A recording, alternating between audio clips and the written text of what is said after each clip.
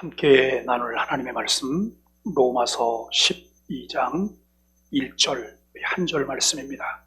말씀을 반복해서 두 번 함께 읽도록 하겠습니다.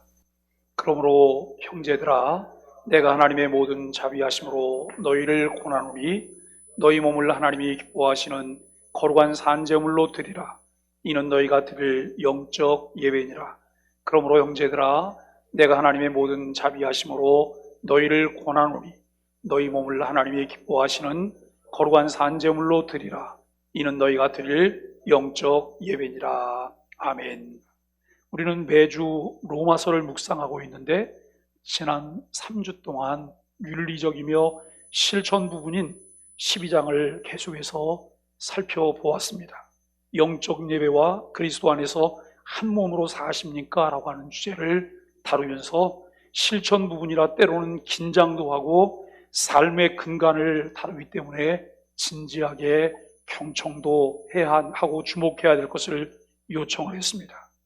말씀을 마음에 담으며 그리스도 안에서 한 몸으로 살고 또 예배자로 예배가 있는 삶이 있는 예배를 어떻게 드리시면서 사셨는지 우리 자신들을 돌아볼 수 있기를 바랍니다. 11장까지 해서 복음을 설명한 바울은 우리가 누리게 되는 하나님의 자비하심이야말로 표현할 수 없는 놀라운 은혜라라고 말을 해요.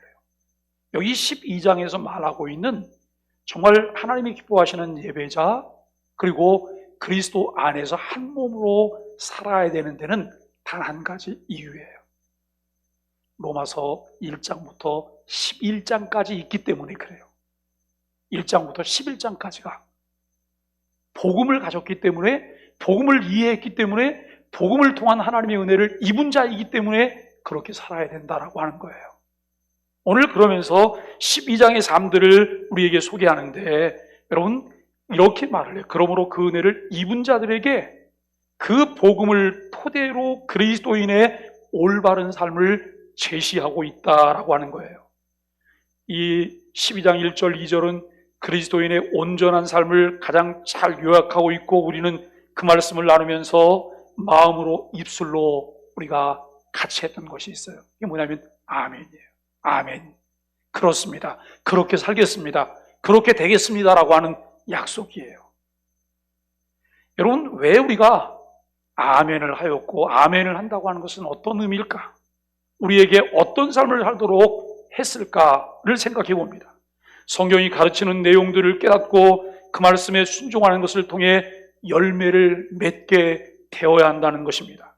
그런데 우리는 그런 내용을 알게 되었지만 행동은 전혀 다르게 나타나게 되기도 해요. 아는 것과 믿는 것이 하나가 되어서 삶의 열매로 나타나기보다는 깨지고 실패하고 넘어져서 만신창이가 되기도 하고 때로는 수치심도 모른 채 한 몸을 정죄하고 비판하기에 정신이 없다는 거예요. 이거 다시 한번 살펴보기를 원합니다. 우리는 그리스도인으로 제대로 살고 있는 것일까? 왜 그리스도인으로 제대로 살아가야 될까? 오늘 새벽에 새벽 기도를 다녀서 집에 갔다가 아침에 교회를 나오려고 하다가 소파에 앉아있는데 문득 그런 생각이 들었어요. 아, 오늘 교회 안 가고 싶다.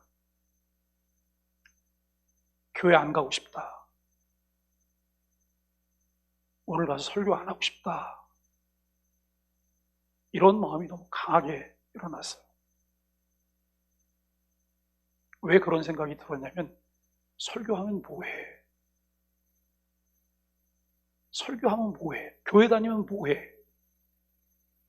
도대체 교회 다니는 사람의 나음이 무엇이고 설교를 듣는 사람의 나음이 무엇이고 예배자의 나음이 무엇일까? 예수님께서 책망하셨던 교회 마당만 밟고 교회 마당만 더럽힐 뿐이라고 하는 이런 사람들로 우리가 살고 있는 것은 아닐까라고 하는 것에 대한 심한 회의가 일어났어요. 우리가 여러분 지역교회인 소망의 교회에 소속이 되어 있다고 한다면 소망의 교회가 가르치는 가르침에 대해서 귀를 기울여야 하고 소망의 교회가 지향하고 있는 것을 함께 따르는 것이 소망의 교회에 소속된 지체로서의 자세예요. 바울은 그리스도인의 온전한 삶을 가르치다가 그것이 가능하게 하는 것을 깨닫는 것을 기반으로 거짓이 없는 사랑의 열매를 맺게 한다라고 말을 해요. 지난주 말씀을 나누면서 쭉 그 예배자를 말하고 그리스도와 한 몸 된 지체의 기능들을 말하다가 뜬금없이 바울이 구절을 통해 이렇게 말을 했어요. 사랑엔 거짓이 없나니. 사랑엔 거짓이 없. 도대체 왜 그 말을 했을까? 그러니까 지난주에 함께 그 말씀들을 살펴보았어요. 우리는 여러분 정말 사랑엔 거짓이 없고 내게 복음이 있다고 한다면 그 복음이 있고 내가 그리스도의 사랑을 가진 것 때문에 우리를 통해서 나타나는 것이 무엇일까를 생각해 봅니다. 우리는 순종하게 되는 거예요. 능동적으로, 기쁨으로, 감사하면서. 내가 순종해야 되고 마음을 함께 해야 되고 같이 해야 됨에도 불구하고 내 형편과 사정 때문에 그렇게 하지 못했어요. 나의 부족함 때문에 그렇게 하지 못했어요. 그때 내 마음 가운데 일어나는 것이 어떤 것일까요? 너무나 미안한 마음들인 거예요. 함께 하지 못해서 미안해요. 같이 하지 못해서 미안해요. 그런데 내 마음은 늘 거기가 있고 같이 하려고 애를 쓰고 있어요. 저를 위해서 기도해 주세요. 이게 우리들의 기본적인 자세여야 된다라고 하는 것입니다. 여러분, 순종을 한다면 순종하는 동기부터 우리가 살펴봐야 될 것입니다. 우리가 그리스도인으로 살아가는 동기는 어디서 오는 것일까요? 1절은 가장 중요한 동기를 두 가지 단어로 제시하고 있는데요. 첫째는 그러므로라고 하는 거예요. 그러므로는 바울이 로마서 1장부터 11장에서 설명했던 복음이 우리 자신을 하나님께 드릴 수 있음을 말하고 있어요. 철저하게 로마서 1장부터 11장까지가 없다면 우리는 이 그러므로라고 하는 것이 우리에게 성립되지 않는다는 거예요. 여기서 말하는 복음이 무엇일까요? 여기서 말하는 복음은 이런 것입니다. 그리스도의 은혜로 말미암아 오직 믿음으로 의롭다함을 얻었다는 거예요. 이 그리스도의 은혜로 말미암아 오직 믿음으로 의롭다함을 받았다고 하는 것. 두 번째는 하나님의 모든 자비하심으로라고 하는 말이에요. 역시 같은 맥락인데 그리스도인으로서 살아갈 충분한 이유는 은혜에 대한 감사뿐이라라고 하는 거예요. 은혜에 대한 감사뿐이라. 지금 저 밑에서 유초등부가 성경학교를 하고 있어요. 오늘 아침에 목양실에 앉아있는데 밖에서 막 왁자지 끌려면서 아이들 떠들고 교회 뛰어들어오는 소리가 들려요. 그래서 그 목양실 창문을 열어봤어요. 아이들이 자전거를 끌고 막 교회로 들어와요. 그 모습을 보는데 얼마나 마음이 좋은지. 요즘 매일 교회 와서 말씀을 피우면서 교회를 어지럽히고 이것저것 부수면서 교회에서 놀고 있는 아이들이에요. 점점 노는 아이들이 많아져서 이제는 10대 명, 20여 명이 와서 놀아요. 그리고 전사님하고 그런 얘기를 했어요. 그냥 와서 놀고 매일 부수면 부모님들에게 부쉈으니까 이거 어떻게 하라. 이거 우리가 변상 만든 게 목적이 아니잖아요. 이 아이들이 잘 와서 놀게 하고 이 아이들이 노는 것을 통해서 교회가 어떻게 이 아이들을 도울까에 대한 고민을 한번 해보면 좋겠다. 그래서 부모님들에게 설문지를 만들어 좀 내보내봐라. 자녀들이 여기 와서 놀고 있는데 이렇게 매일 방치되어 있는데 교회가 어떻게 도왔으면 좋을까요? 라고 하는 것을 문항을 몇 개 만들어서 설문지를 내보내고 그리고 부모님들과 함께 좀 교감이 있었으면 좋겠다. 교회가 이 아이들이 와서 놀 수 있는, 저는 이제 그런 얘기를 해요. 유아실에 놀다 보니까 유아실에 있는 물품들은 유아들이 쓰는 거잖아요. 그러다 보니까 플라스틱으로 되어 있는 것도 있고 플라스틱으로 되어 있는데 아이들이 거기서 한번 앉으면 요즘 아이들이 얼마나 힘이 있습니까? 그냥 다 부서지는 거예요. 부서지면 부서뜨리는 아이도 황당하고 그리고 교회도 또 그것 때문에 참 황당하고 여러 가지로 곤란하잖아요. 이 아이들이 와서 놀아도 부서뜨리지 않을 수 있는 그런 놀이터를 하나 만들어내는 건 어떨까? 이런 고민들을 해봐요. 결국 교회는 아이들이 와서 놀아야 교회를 다닐 것 아니겠어요? 요즘 교회가 다음 세대가 없다고 말하는데 자기 발로 교회 와서 노는 아이들, 요즘 노는데 또 조금 또 이런 성향이 좀 달라지기도 해요. 먼저 와서 놀던 6학년 여자아이들이 몇 명 있었어요. 그런데 이제 개구진 남자아이들이 와서 진을 치고 노니까 이 아이들이 왔다가 보고서 자기도 있을 자리가 없으면 그냥 돌아가요.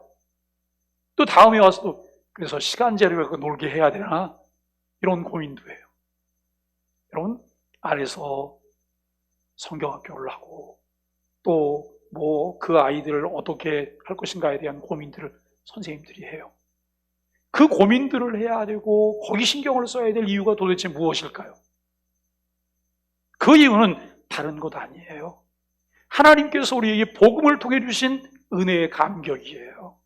은혜에 대한 감사함 때문에 우리가 여러분 그 일을 하는 거예요.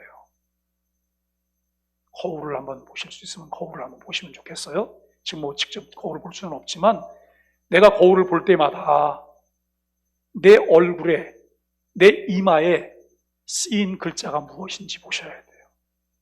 석삼자가 써 있는지 내 천자가 써 있는지. 여러분, 석삼자가 써 있을 때가 어느 때예요? 상승될 때예요. 상승될 때 많이 웃어도 석삼자가 생겨요. 그런데 시름이 깊고 고민이 많고 인상 찌푸리고 여러분 화가 났을 때 내 천자가 그려져요. 이렇게 모아줘요. 이게 내 모습을 보면 내가 요즘 감사가 있는지 감격이 있는지 이것을 우리가 알 수 있다는 것입니다. 하나님의 사랑과 우리의 구원에 절대 이룰 수 없는 것은 바울은 이 로마서 8장을 통해 분명하게 우리에게 설명을 해요. 하나님의 은혜로 주신 그 믿음으로 구원받은 사람들은 그 구원을 잃지 않는다는 거예요. 자, 한번 물어볼게요. 여러분, 구원을 얻었다가 구원을 잃었다 그럴 수도 있죠. 구원을 땄다가 잃었다 그럴 수도 있나요? 예수 그리스도를 주로 믿고 한번 구원받으면 그 구원은 영원한 것인가요? 아니면 잃어버려서 다시 찾아야 될까요?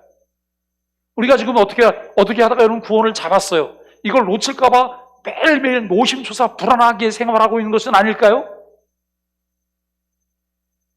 우리가 신앙생활하면서 교리관이 분명하게 정립돼야 될 부분이 이런 부분들입니다. 비그리스도인들은 하나님의 진노를 알지도 두려워하지도 믿지도 않아요.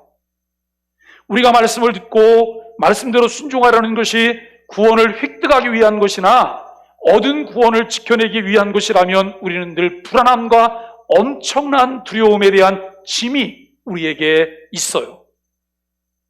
두려움 때문에 하는 순종에는 여러분 은혜에 감사하는 긍정적인 요소보다 심판을 두려워하는 부정적인 요소가 더 많다고 하는 거예요. 주신 은혜가 너무 크고 감사해서 하는 순종과 구원을 잃게 될지도 모른다고 하는 두려움 때문에 순종하는 것은 엄청난 차이를 만들어 내게 됩니다. 만일 두려움 때문에 우리를 순종하게 만드는 가장 중요한 동기라면 이런 결과들이 있을 것입니다. 첫째는 시간이 흘러가면서 순종하려는 동기가 점점 약해져요. 시간이 지나면서 순종하려고 하는 동기가 점점 약해져요. 두려움은 사람의 감정적인 에너지를 소모시키는 정서가 있음을 알게 돼요. 처음에는 지켜내야 한다고 하는 것 때문에 열심을 내고 그 성취를 이룬 것 같지만 강박감 때문에 마음에 평안이 없어요.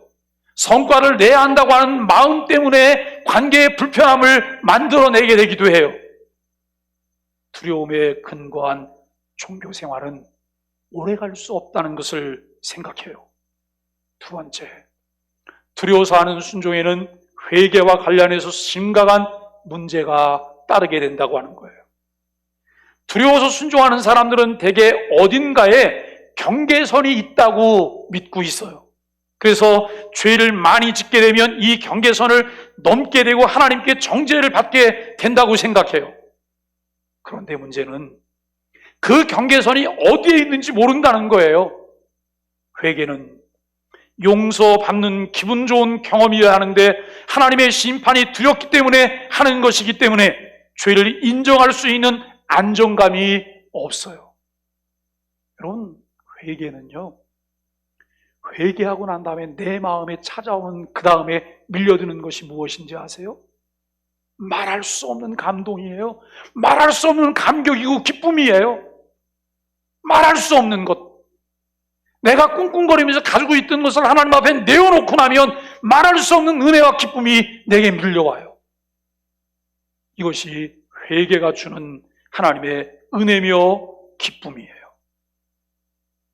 그런데 하나님의 심판이 두렵기 때문에 하는 회개는 죄를 인정할 수 있는 안정감이 없다는 거예요. 내 마음에 진정으로 회개하고 싶은 마음이 없어요.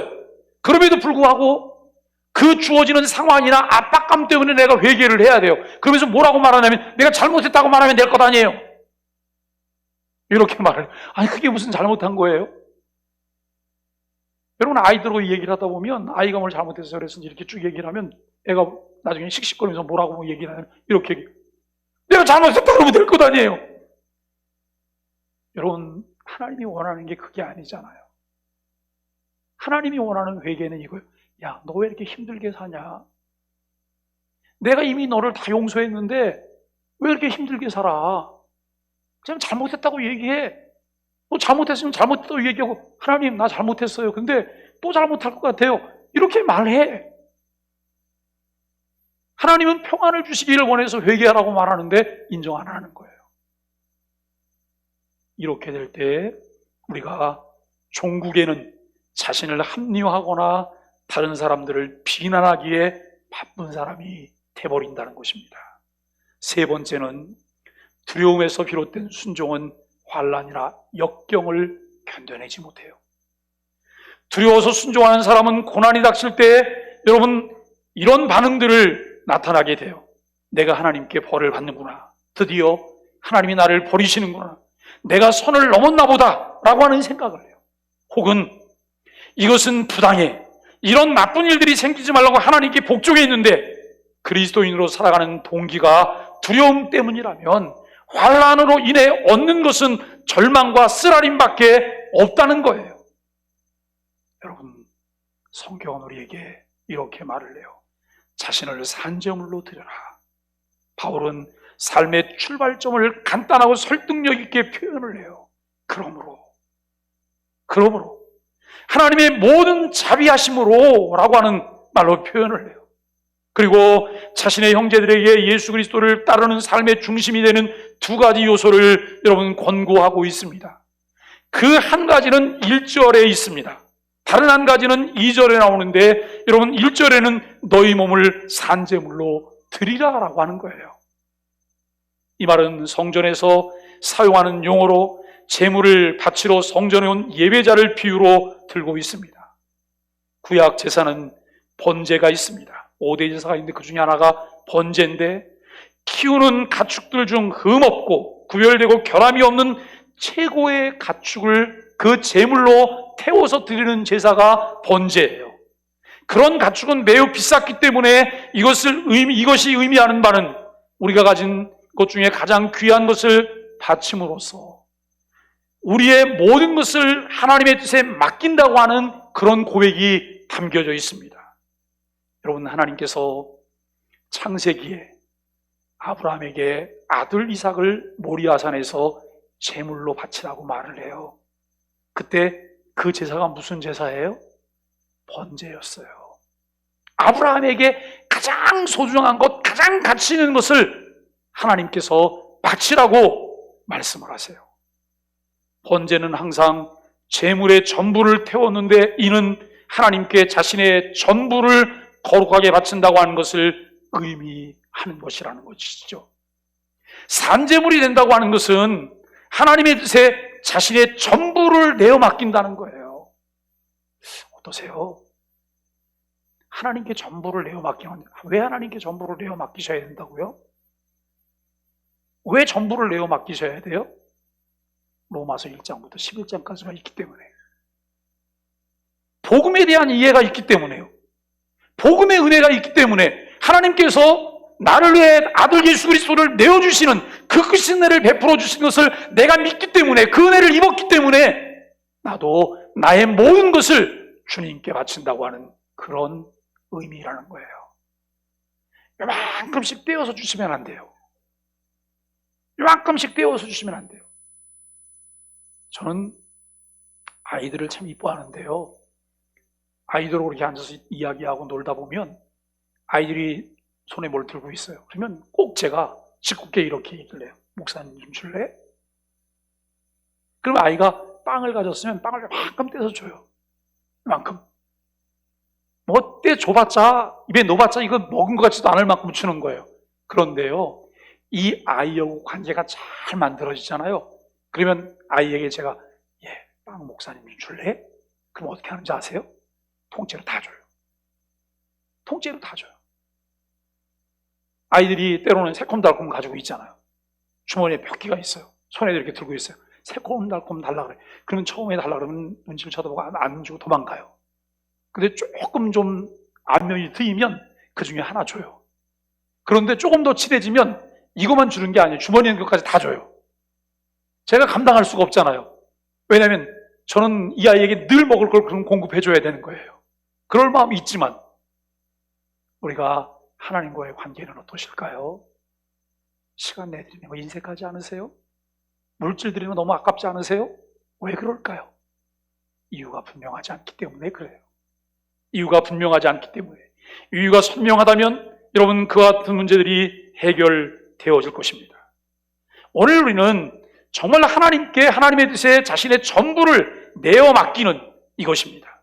능동적으로는 하나님이 말씀하시는 것이면 그것이 무엇이든지 기꺼이 순종하겠다는 것이고, 수동적으로는 하나님이 우리의 삶에 허락하시는 것은 무엇이든지 기꺼이 감사함으로 받겠다고 하는 그런 의미입니다. 바울은 하나님이 원하시는 예배가 순전히 내면적이고 추상적인 것이 아니라 실제적이고 전인적인 것이라고 말하고 있습니다. 하나님이 원하시는 것은 우리의 모든 것이죠. 우리의 남은 것을 드려서는 안 되는 거예요. 내가 남아있기 때문에 드리는 것이 아니에요. 모든 것을 하나님께 드리는 거예요. 그래서 모든 것을 드리는 의미로 많은 분들이 상징적으로 하는 것이 무엇일까요? 우선순위를 주님께 두는 것이고 가장 귀한 것을 하나님께 드리는 거예요. 그것이 신앙이에요. 그것이 하나님이 우리에게 주신 은혜인 것을 알게 돼요. 존 스토트라고 하는 분은 이렇게 설명을 해요. 바울은 3장 13절에서 인간의 타락상을 폭로하는데 그것이 우리 몸을 통해 드러난다는 사실을 분명히 보여주었습니다. 그러면서 이렇게 말을 해요. 곧 혀로는 남을 속이고 입술에는 독사의 독이 흐르고 입은 저주와 독설로 가득하고 발은 피 흘리는 데 날새고 눈에는 하나님을 두려워하는 기색이 없다. 반면에 그리스도인의 고교함도 몸으로 하는 행위로 나타난다는 거예요. 따라서 우리의 몸의 지체를 의의 도구로 하나님께 바쳐야 된다라고 말을 해요. 그러면서 이렇게 말을 해요. 그러면 우리의 발은 하나님의 길을 걸을 것이고 우리 입술은 진리를 말하며 복음을 전파할 것이고 우리의 혀로는 마음의 상처를 치유하고 우리의 손은 넘어진 사람들을 일으킬 것이고 우리의 팔로는 사랑받지 못한 외로운 사람들을 안아줄 것이고 우리의 귀로는 비탄에 빠진 사람들의 부르짖음을 들어줄 것이고 우리의 눈으로는 겸손하게 오래 참으면서 하나님을 바라볼 것이다 라고 말을 해요. 여러분, 산재물은 재물이 살아있기에 이 일이 계속된다고 하는 의미로 이해할 수 있습니다. 원래 재물은 죽이는 거예요. 그렇다면 산재물은 살아있는 죽임이 되는 것이라고 생각을 해요. 우리의 전부를 하나님의 뜻에 맡기고 순종할 수 있도록 우리의 태도를 끊임없이 새롭게 해야 한다라고 하는 그런 의미입니다. 이것이 바로 자기를 부인하고 날마다 제 십자가를 지고 예수님을 따르는 삶이라고 하는 것을 우리에게 말해요. 이것이 제 목숨을 버리는 거룩한 삶의 모습인 것을 우리에게 말씀하고 있다는 것입니다. 거룩하다고 하는 것은 온전히 고결하고 전적으로 구별된다고 하는 것을 말을 하는데 그리스도인의 삶이란 예수님의 십자가 죽음 속에서 하나님의 궁유를 보며 매일매일 자신의 삶과 몸을 하나님께 기꺼이 바치는 삶인 것을 말하고 있습니다. 우리가 추구해야 할 삶의 모습은 하나님 보시기에 거룩하게 사는 것입니다. 복음은 우리 삶의 방향을 근본적으로 바꾸어 놓습니다. 그 결과로 자기 자신이나 누군가를 위해서가 아니라 하나님을 기쁘시게 하는 삶을 소망하게 된다는 거예요. 바울은 데살로니가 교회에도 이와 같은 취지로 권면을 해요. 데살로니가전서 2장 4절 말씀에 보면 이렇게 말을 해요. 사람을 기쁘게 하려 함이 아니요 오직 우리 마음을 감찰하시는 하나님을 기쁘시게 하려 함이라 라고 말씀을 하고 있습니다. 복음은 우리를 자유롭게 해줄 뿐만 아니라 하나님이 기뻐하시는 삶을 살도록 동기를 부여해 줍니다. 우리는 복음 안에서 하나님의 충만하고 완전한 은혜와 사랑을 받는다라고 하는 것을 생각합니다. 성령님은 하나님과 원수가 되었던 우리의 마음을 바꾸어서 하나님을 사랑하고 섬기도록 우리를 변화시켜 주십니다. 하나님은 믿음을 고백하는 우리 안에서 예수님이 이루신 완전한 순종을 보시고 내가 너를 기뻐하노라고 말씀을 하십니다. 하나님이 우리를 기뻐하시기 때문에 우리는 하나님을 기쁘시게 하는 삶을 살 수 있습니다. 우리가 하나님께 순종할 수 있는 이유는 구원을 얻기 위해서가 아니라 이미 우리를 구원하신 하나님의 사랑에 감사하기 때문이에요. 여러분 그렇게 믿으세요? 이미 내가 구원받아 하나님의 사랑을 누리는 것에 대한 감사가 있기 때문에 우리는 하나님께 순종하고 있다는 거예요. 그렇다면 내가 그 은혜를 누리고 있다면, 그 은혜의 감격이 내게 있다면 내가 어떤 태도로 감사해야 될 것이냐라고 하는 거예요. 억지로 마지못해 생색내기로 감사한다면 그것이 신앙일까? 그것은 아니에요.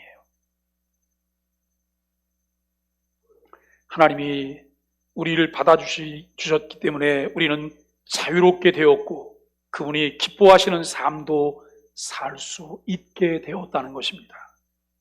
여러분 오늘 본문 중에 보면 영적 예배니라 라고 말을 해요. 도대체 영적 예배는 뭘까? 이 영적 예배는 합리적인 예배라고 하는 의미예요. 바울이 이렇게 사는 것이 너희가 드릴 영적 예배니라라고 말을 하는데요. 바울은 이렇게 우리 자신을 바치는 것에 대해서 여러분 이 신약 성경에 기록된 헬라어에서는 로기켄이라고 하는 단어를 사용하고 있어요. 합리적인 예배라고 하는 그런 말이죠. 이 말은 글자 그대로 이성적이고 논리적이라는 말입니다. 하나님이 우리에게 부신 긍휼을 생각해 보면 우리 전부를 바치는 것은 과연 합리적이고 논리적이라는 거예요. 오늘 우리가 하나님 앞에 합리적인 예배를 드리고 있다면 그 예배를 하나님이 받으신다는 거예요. 그런데 내가 드리는 예배가 합리적인 예배가 아니라면 하나님께서 너 지금 뭐 하는 거냐? 너 지금 누구한테 하는 거냐? 왜 하는 거냐? 이렇게 하나님 말씀하실 거예요. 왜요? 하나님하고 아무런 관계가 없으니까요. 그런데 하나님께서 받으실 만한 그 합리적인 예배를 내가 하고 있다고 한다면 나는 예배를 받으실 하나님께 내가 주목하게 되는 거예요. 하나님을 바라보게 되는 거예요. 하나님이 어떻게 반응을 하시나? 하나님이 어떻게 받으시나? 하나님이 기뻐하시고 있나? 이 부분을 주목하는. 근데 우리는 안중에도 없잖아요. 그냥 와서 그냥 예배 행위하면 되는 거예요.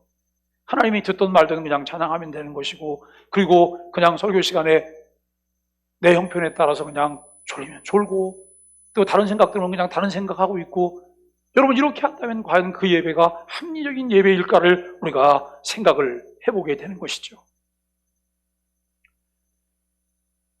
또한 이 주제를 우리가 잘 생각해 보면 우리 삶을 제물로 바치는 것만이 합리적인 반응이라고 하는 의미도 있다라고 하는 것이죠. 요컨대 하나님의 긍휼을 제대로 경험하게 되면 우리의 전부를 남김없이 하나님께 바치지 않는 것이 오히려 비합리적이라는 말이 된다는 거예요. 만일 자신의 일부만을 성의 없이 바친다거나 아무것도 바치지 않는다면 우리는 아무것도 생각하지 않을 것입니다. 제가 전도사를 할 때 서울에 있는 어느 교회에 전도사로 청빙을 받아서 갔어요. 제가 한 달 만에 교회를 사임하고 나왔어요. 왜 사임하고 나왔냐면 그 교회 장로님이 제가 다니는 신학대학원의 재단 이사장이에요. 제가 그 장로님에게 한 말씀을 드리고 교회를 사임하고 나왔어요. 그분은 보르네오 가구를 운영하시는 분이세요. 많이 바쁜 분이시죠. 일주일 내내 교회에서 얼굴 한번 볼 수 없는 분이세요. 주일 낮 예배 오세요. 장로가 한 분이셔서 그분이 매주마다 대표 기도를 하세요. 그런데 대표 기도를 하는데 그분은 1주차 기도, 2주차 기도, 3주차 기도, 4주차 기도, 5주차 기도 내용이 늘 똑같아요. 그런데 이분은 항상 교회에서도 회장님이셨어요. 교회 구조가 좀 특별했는데요. 담임은 그분 조카 사이가 전도사님인데 교회 담임을 하고 있고, 주일날 설교만 와서 주일 낮예배 설교만 하는 설교 목사가 따로 있어요. 제가 그걸 보면서 너무 기가 막혔어요. 이게 교회일까? 담임 목사님을 모시면 이 장로님이 함부로 하실 수가 없잖아요. 그 교회 담임 목사를 모시지 않고 자기 조카 사이를 그냥 교회 담임 교육자로 모시고 본인이 다 하시는 거예요. 그리고 그 전도사님 설교를 주일 낮에 자기는 들을 수가 없다는 거예요. 내가 장로인데. 그래서 주일날 설교만 하러 오시는 목사님이 계세요. 그분은 매일 와서 설교하시고 설교 끝나고 예배 끝나고 나면 봉투 하나 받아가지고 가세요. 제가 한 번은 그분한테도 물어봤어요. 목사님, 왜 이렇게 다니세요? 제가 참 당돌했던 거예요. 왜 이렇게 다니세요? 그랬더니 뭐 이렇게 또 와서 설교를 해야 될 교회가 있으니까 와서 설교해야 되는 거 아니냐고 그렇게 제가 목사님 사꾼이세요? 사꾼이시라고. 장로님께 제가 말씀을 장로님 교회를 접으시든지 장로님 교회 그만두시죠. 그랬더니 왜 그러냐요. 장로님 그거 몰라서 물으세요? 저는 오늘로 교회를 사임하고 떠나겠어요. 그랬더니 왜 그러냐요. 장로님 제가 여기서 뭘 배우겠어요. 여기서 배울 수 있는 게 없잖아요. 그랬더니 이분이 저한테 이렇게 말을 해요. 장래가 촉망되는 전도사님이어서 앞으로 좀 지원을 할 장로님 그 지원은 좀 필요 없어요. 여러분 그리고 제가 교회를 사임하고 떠났어요. 그분 지금 굉장히 어려우세요. 저는 그 모습을 보면서 무슨 생각을 하냐면 정말 저분이 복음에 대한 감격이 있을까? 그분 안에 주님 계실까? 여러분 우리가 정말 주님이 있어서 예배하고 있는 것일까요? 복음이 내 안에 있기 때문에 내가 여러분 하나님 사랑한다고 말하고 있는 것일까요? 이걸 되짚어보면서 우리는 늘 하나님께 물어야 돼요. 만일에 그것이 사실이라면 내가 하나님께 온전히 나를 드리지 못하는 것이 비합리적인 거예요. 만일 자신의 일부만을 성의 없이 바친다거나 아무것도 바치지 않는다면 우리는 아무것도 생각하지 않는 사람이기 때문에 그렇다는 거예요.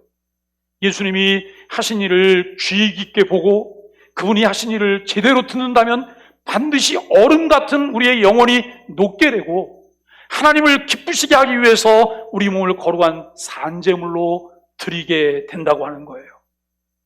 여러분, 우리 소망의 교회가 30년이 넘는 역사를 가지고 있는 교회예요. 제가 그 다음 말씀을 나누기 전에 여러분 자리에서 다 한번 일어나 주시겠어요? 전원도 한번 자리에서 일어나 주세요.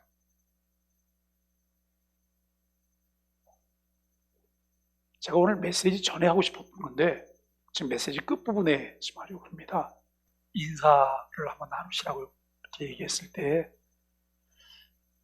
먼저 생각나는 얼굴들이 혹시 있지는 않으세요? 내가 오늘 이분하고 인사해야지, 이분하고는 인사 안 했으면 좋겠는데 그런 마음들이 있을 수 있죠? 도대체 우리가 교회에 와서는 뭘 해결을 해야 될까요?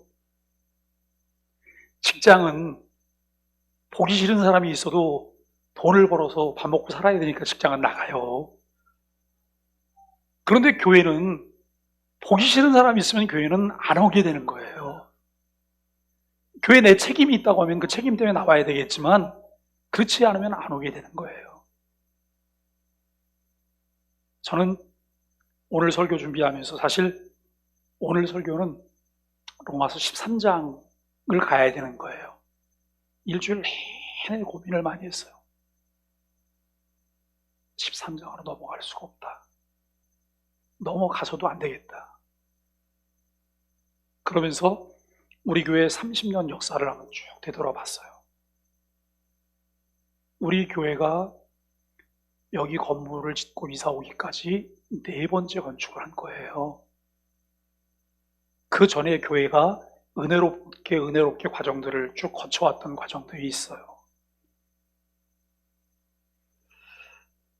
그런데 언젠가부터 우리 소망의 교회가 되돌리기 싫은 과거 역사가 있는 교회가 되어버렸어요.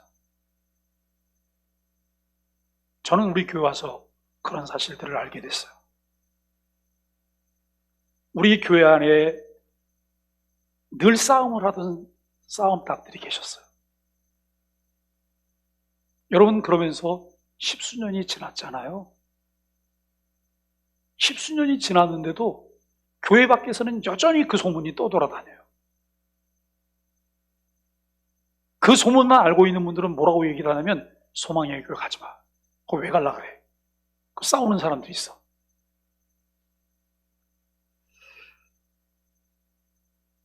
사실 교회 안에서 싸우는 이유는 뭘까요? 정말 하나님을 기쁘시게 하기 위해서 싸우실까요? 저는 교회가 싸우는 거 문제가 있다고 생각하지 않아요. 왜요? 교회가 싸우기도 해요. 왜요? 다양한 사람이 모였기 때문에 이견이 생기잖아요. 그런데 신사답게 싸우시라 이 말이에요. 예? 정말 결이 있고 품격 있게 싸우시는 것이 필요해요.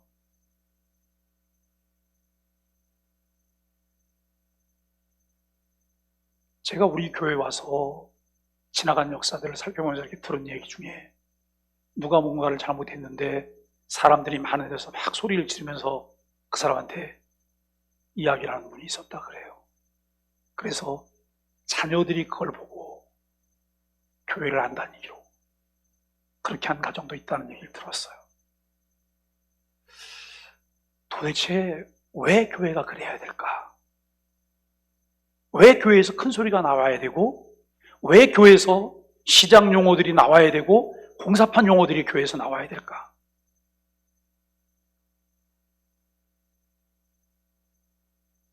여러분, 그렇게 되면 결국 말 없는 다수가 상처를 받고 여기도 교회가 아니구나, 내가 여기가 있어야 될 곳이 아니구나라고 교회를 떠나게 되는 것이죠. 많은 시간이 지났어요. 그리고 제가 이제 3년이 다 돼가죠. 우리 교회 부임한 지. 우리 교회 부임하면서 저는 2가지를 계속해서 말하고 있어요. 첫째는 복음의 가치가 이끄는 교회. 지역사회와 소통하면서 사랑의 삶을 나누는 공동체. 2가지를 끊임없이 말하고 있어요. 네, 여러분. 다시 우리 교회의 시계를 10년 전으로 되돌리고 싶으세요? 저는 교회 시계를 되돌리기 위해서 교회를 부임해온 목사가 아니에요.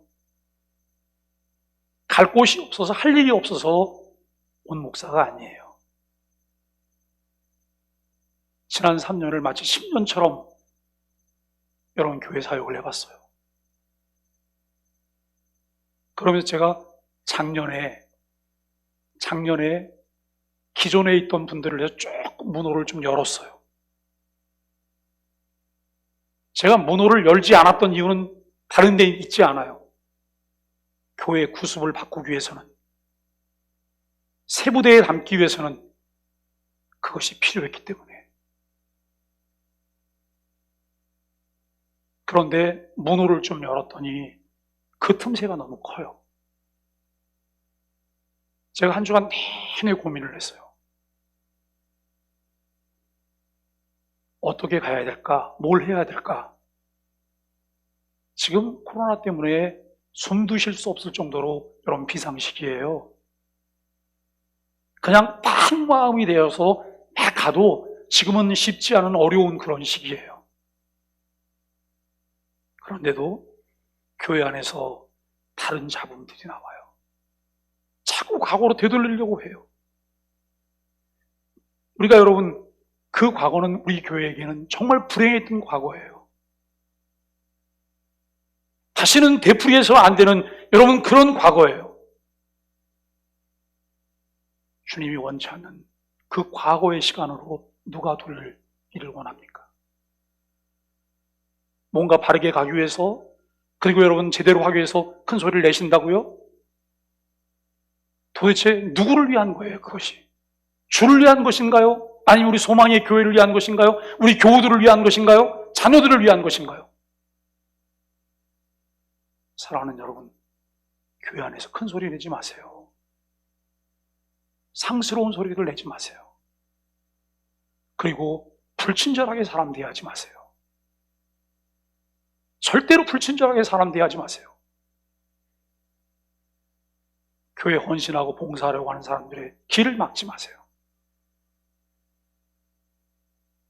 우리 교회가 가지고 있는 병 중에 하나가 무관심병이잖아요. 아무것도 진행이 안 되는 무관심병이잖아요. 그것 좀 걷어내고 여러분 일하려고 하는 사람들이 생기고 있는데 그 길들을 막는다면 도대체 교회가 뭘 할 수 있어요? 그리고 다른 사람이 일을 하면 여러분 뒤로 돌아서는 이 부분도 우리가 바꿔내야 돼요. 이게 안 되면 우리는 백날 모여서 예배를 해봤자 하나님이 받지도 않은 예배를 우리끼리 하고 있는 거예요. 오늘 제가 메시지 말미에 이 부분을 처음 시작 이야기를 할까? 처음 시작하면 메시지 내내 싸늘할 것 같아요. 그러나 또 반복할 수는 없어요. 이 이후에 교회 안에 다른 목소리들이 들리면 그 부분은 교회가 공적으로 다루도록 하겠습니다. 여러분들이 유념하셔서 절대 다른 사람에게 상처 주지 마시고 함부로 말하지 마시고, 우리 교회가 은혜롭게 가고 있는 교회예요. 은혜롭게 가고 있어요. 교회 안에서나 교회 밖에서 여러분 우리가 큰 소리 내고 다른 소리 내면서 다투지 마시고 서로 존중해 주시게 되기를 바랍니다. 존중하고 사랑하고 그리고 존경하기를 먼저 해야 되잖아요. 그런 은혜가 저와 여러분들에게 있게 되기를 바라고, 제가 여러분 일찍 전도사를 해서 교회 사역한 지 40년이 된 사람이에요. 그런데 제가 폼 잡고 뭐 그러지 않잖아요. 제가 권위적일 줄 모르고 폼 잡을 줄 몰라서 그렇게 안 하는지 아세요? 다 소용없는 거예요. 모든 사람들이 스스럼 없이 함께 서로 대하면서 주를 위해서 교회가 세워져야 되잖아요. 다음 세대에게 어떤 교회를 우리가 넘겨줄까? 제가 신학교에 가서 설교하면 너무너무 미안하다는 이야기를 해요. 왜요? 지금 신학생들이 목회할 교회는 너무너무 어렵기 때문에요. 우리 다음 세대가 신앙생활하기는 너무 어려운 그런 세상이 돼버렸잖아요. 이런 것에 대한 우리 책임감을 갖는 것이 필요해요. 이 일을 위해서 우리가 무엇을 어떻게 할 것인가를 함께 나눌 수 있게 되기를 바라고, 교회를 세워가는 예배자들이 되기를 주님의 이름으로 간절히 축복합니다. 제가 한번 기도하겠습니다. 하나님 아버지, 주께서 오늘도 우리에게 말씀하여 주시고 말씀들을 함께 나누게 하시니 감사합니다. 하나님, 우리의 부족함과 우리의 연약함, 우리의 누추함 있는 것을 다 드러냅니다. 하나님, 우리의 모습 그대로 주 앞에 나아가기를 원하고 우리가 하나님 앞에 서기를 원하오니 긍휼히 여겨주시며 인도하여 주옵소서. 하나님의 은혜를 도하셔서 주님께만 영광을 돌려드릴 수 있는 복음의 사람들이 되어지도록 우리를 인도하여 주옵소서. 예수님의 이름으로 기도하옵나이다. 아멘.